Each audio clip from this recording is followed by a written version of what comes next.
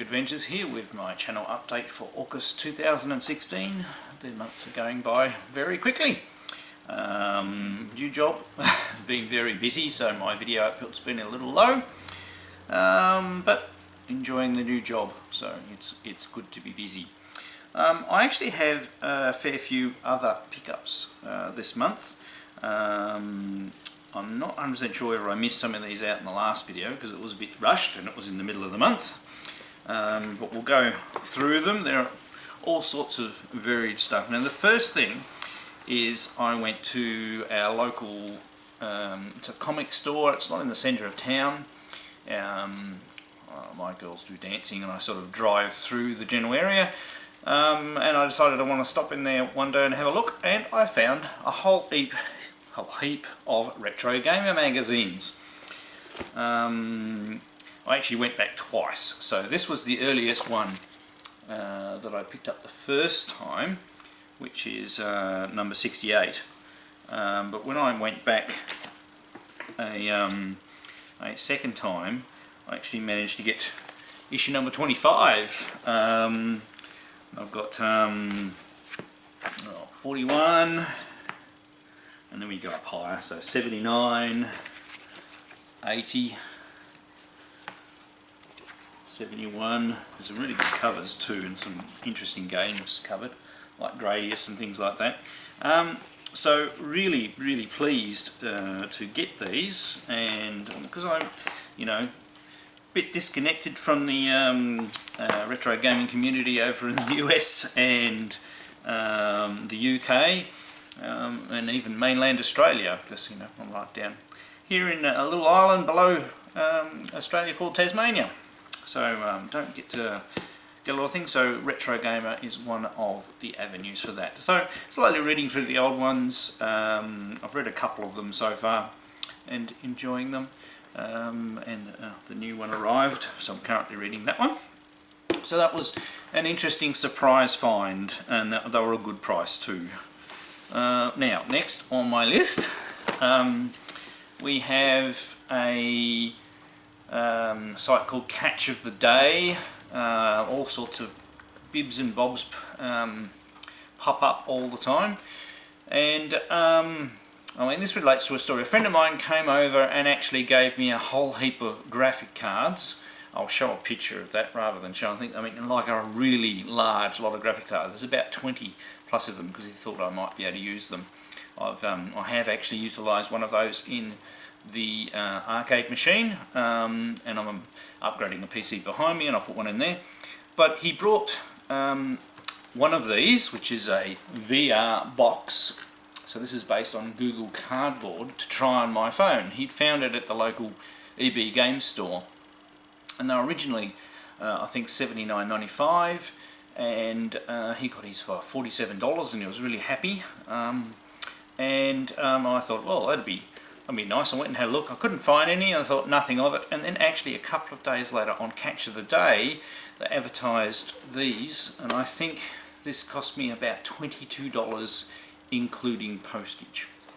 And just to show you what it is, I haven't even really had a chance to play with it yet, other than I have used the one that friends brought over. So I didn't put batteries in it, so it's a headset. And what you do is it takes all manner of phones. It comes with a little remote control for manoeuvring around, like a little Wiimote sort of thing, and it's got a few buttons on it. When my friends come over, they didn't have that with them. You put, if I can work it out, open this, right. So it has a holder that you put your phone in, and it takes virtually, every phone known to man. There's an adjustable thing there to put the phone in there. An iPhone 5 is a good resolution.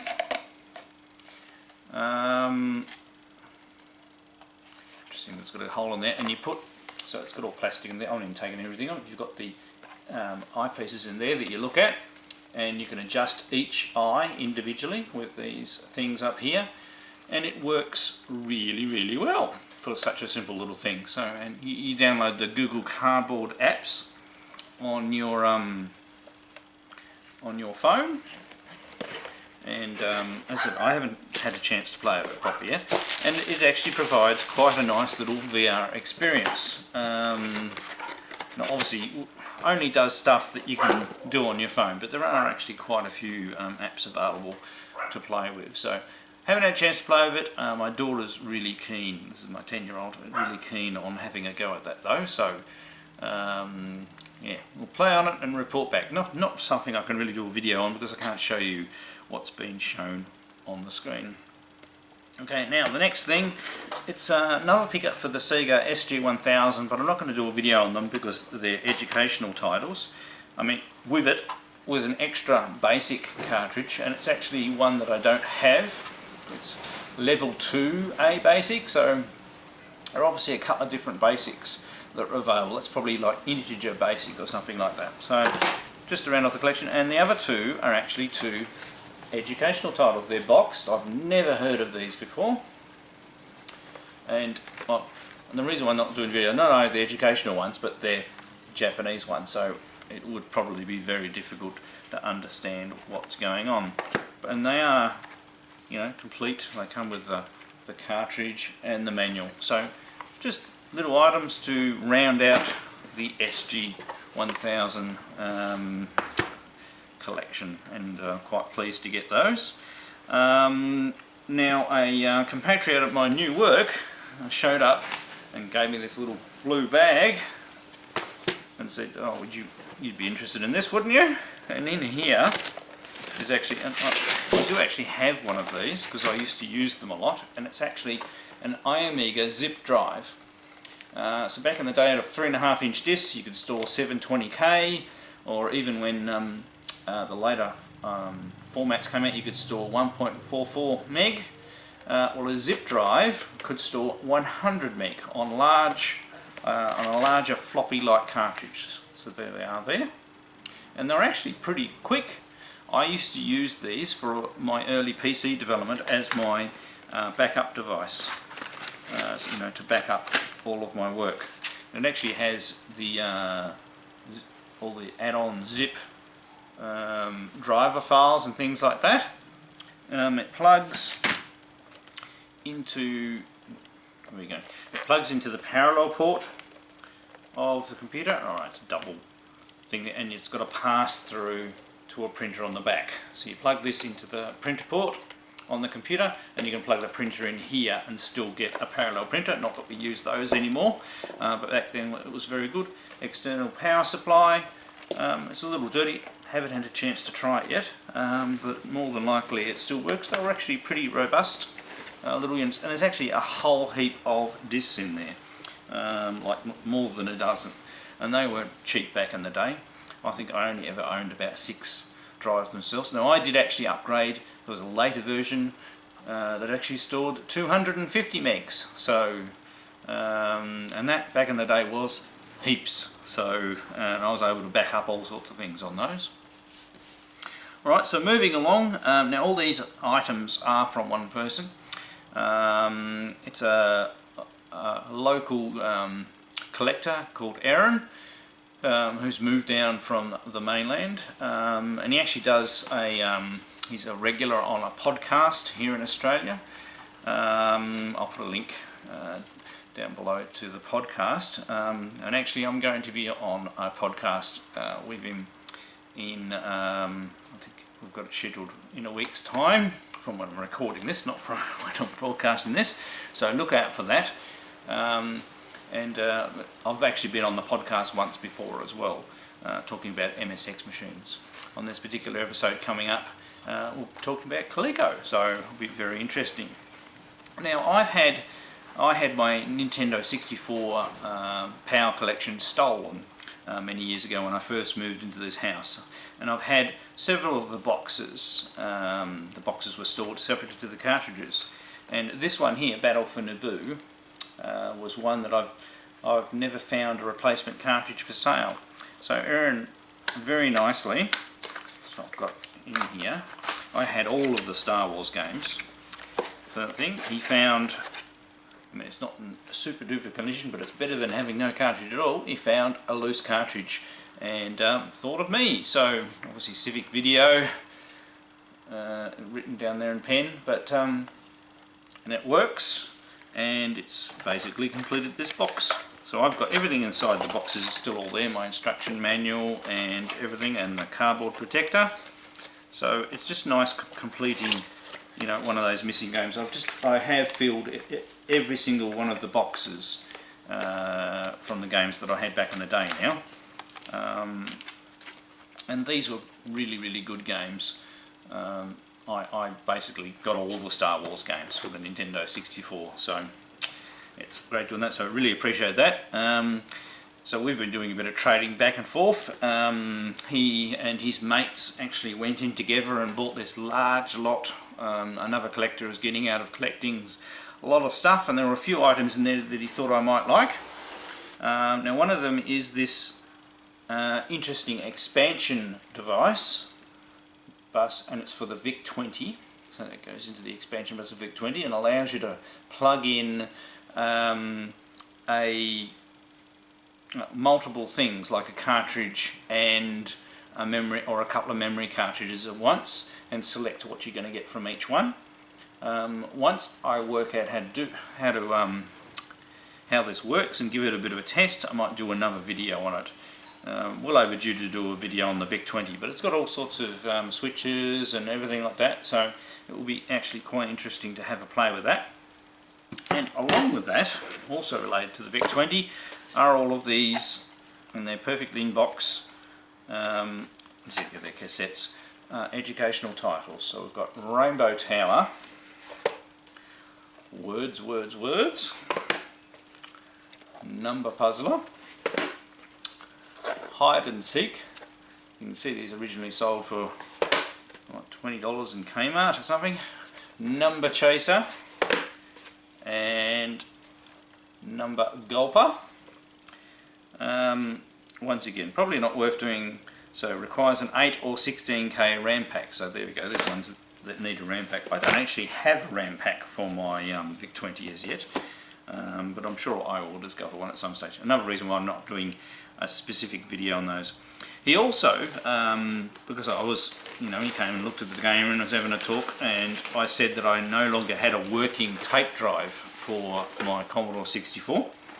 He brought around, sorry, this is very heavy, this is a bag that is absolutely chock-a-block full of Commodore 64 tape and VIC-20 tape drives. There's also some +4 ones in there as well. I haven't had the time to go through and find a working one. I'm going to give the rest of them, you know, back to him, one sort of thing. But they're all different models and everything like that. So I'm very appreciative of him doing that as well. So, so as you can see, quite a lot of items this month, other bits and pieces, and very happy to receive them. Right, next, a video response to Gruss Newton, who was the very excited recipient of my prize last month as well. I believe he just arrived. Mail's a bit slow at the moment. His prize, which was a Game Chasers Season 3 DVD set. But anyway, his question was talking about Everdrives and what everybody thought of them. Do you like Everdrives? Don't like Everdrives? And what are your opinions? I mean, I actually use quite a few Everdrives, but obviously I still collect physical games. I particularly find the Everdrives useful on the retro computers, because a lot of those you have trouble loading from the original media.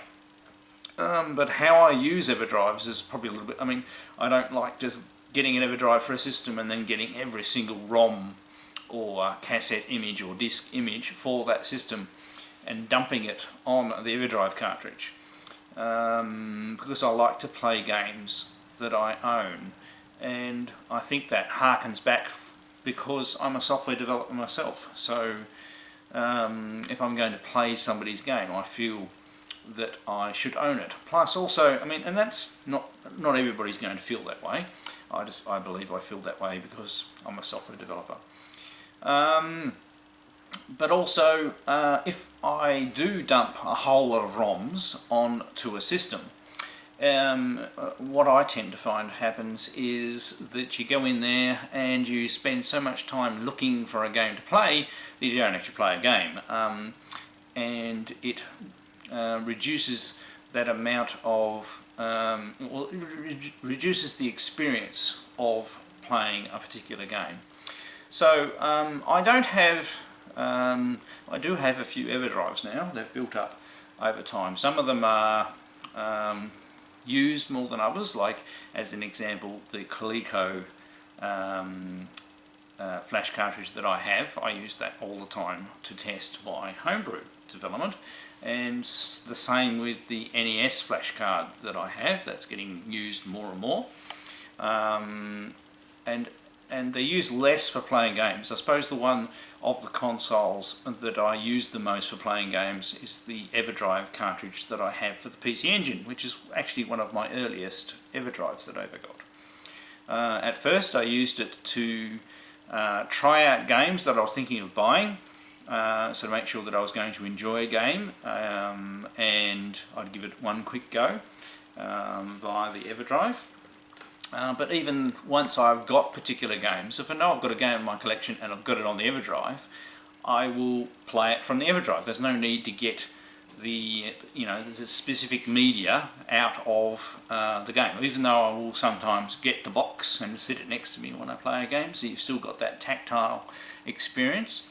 But I don't have to actually use the HuCard, even though HuCards are virtually indestructible, and I haven't had very many HuCards that refuse to work. I think I've had one out of all of the ones that I have that I've never been able to get to work, and they're one of the toughest medias around. It's a pity more systems didn't use it. Now, I think I'll tack onto this a bit of an overview of the Everdrives that I have. But feel free to post your own video response to Gruss's original video. I'll put a link down below to that. So with my Everdrives, I'll start over this side of the room. I obviously have the N8 Everdrive from Stone Age Gamer that GameStar81 sent me, which I use for the development of the Game on Expo Retro Championships cart, and also Meteor Swarm. Don't have a physical copy myself yet. I have in the Super Famicom, I have a Super China version Everdrive, which is a simple one. Nothing else for any of the ones on that particular part. So coming down, this is just a rough and ready video. We of course have my Atari Max Ultimate SD, and boy does this room need a dust. And so really, oh, and of course the last one on this side of the room is the Everdrive for the PC Engine, which is one of my oldest ones. So I do have a Turbo Duo in there, so what I do is I have the Everdrive in the normal PC Engine, and so I've got the Turbo Duo there for playing the CD games. So as you can see, I don't have a tremendous amount of console ones, but I have enough, if you know what I mean. There's no other real consoles that I would want one for, but maybe, so as I said, it really is dirty and dusty in here. I haven't had time to clean up a bit. I wouldn't mind one for the Mega Drive at some stage, but I'm either going to mod that Mega Drive so it's 60 Hz or get another one. Alright, we'll flip sides. Over the other side of the room, where I have my retro computers that I use more than others, underneath here I have my Atari XEGS, and it has also another one of my earliest Everdrives, is an Atari Max My IDE 2, which has a compact flash. That works really well and it gets used a lot. I don't have one from my Amiga. I do have a compact flash, PCMCIA compact flash adapter, but the PCMCI in my Amiga 1200 doesn't work properly, and I do have one of those little adapters so I can put one in replace the hard drive with a compact flash card. But a lot of the stuff you need an accelerator card, and I haven't been able to afford one of those, so I haven't got one of those yet. So, warning, minor spoiler with this one. This is a system I haven't done a video on yet. I will be doing a video on it, and I finally have a SD solution for the Spectrum. And the Spectrum I normally use is my Plus 2 there. But I got this very nice ZX Spectrum Plus. I'll do a separate video on that. And it has this adapter, which has a joystick adapter on it. I really haven't had the time to make the rest of that video, so that will be a video coming out in a couple of weeks. I'll put that drawer out. And of course I have my, I'm not going to pull it all the way out, I've got my Commodore 64C, and I have my Ultimate 1541, isn't it, 2? And that's very, very handy. And of course, last but definitely not least, is my Mega Flash ROM SCC Plus SD card for the MSX, which also has an SSC sound chip, so you can play all the Konami games and get your extra sound. It has lots of space on it. It's got RAM on it as well, so it expands the computer, and a single SD, micro SD slot in there. Very, very handy, and it works basically like a hard drive with multiple partitions that you can use in the system. Alright, so that's all my Everdrive solutions. I use them a lot. Maybe slowly get some more. With this Spectrum one sort of filled the last hole in the side of the room, except maybe the the Amiga machines. So I don't have tremendous need to get any more, but I have quite a good collection. Maybe getting one for the Game Boy Advance or something like that might actually be a good idea, like in Gruss's video. Alright, back to our normal programming. So I hope you enjoyed that little tour. My game room is a little messy at the moment. It is been in winter mode, and I haven't been able to use it very much because by the time I get home from work it's been dark and things like that. So we're about to get into the gusto of spring cleaning and maybe even change the room about a bit. My wife actually made some suggestions today. She was actually joking in some ways, but I actually like the idea, so I'm going to move things around. Now, we'll end off this video with a little bit of Homebrew update. A number one item here is, of course, that it's only a week or so ago, my Meteor Swarm for the NES is now available to order as a physical cartridge. Now, Meteor Swarm is not intended to be, I mean, it's just, there was never an Asteroids release for the NES. It probably is an earlier system game being brought to a system with slightly more capabilities, so it's not for everyone. So it's a bit of a test release. There's no limit particularly on the numbers, it'll be available whilst people are interested in it. And I do have more complicated NES style games coming out. No specific order to any of these, but Pixidis, Cavern Fighter and Berserk, which I'm working on for the Coleco. And I only did an update 2 weeks ago, so I'm not going to show any additional footage or anything like that. I will also be releasing versions of those games for the NES, but I haven't started any of the NES versions of those.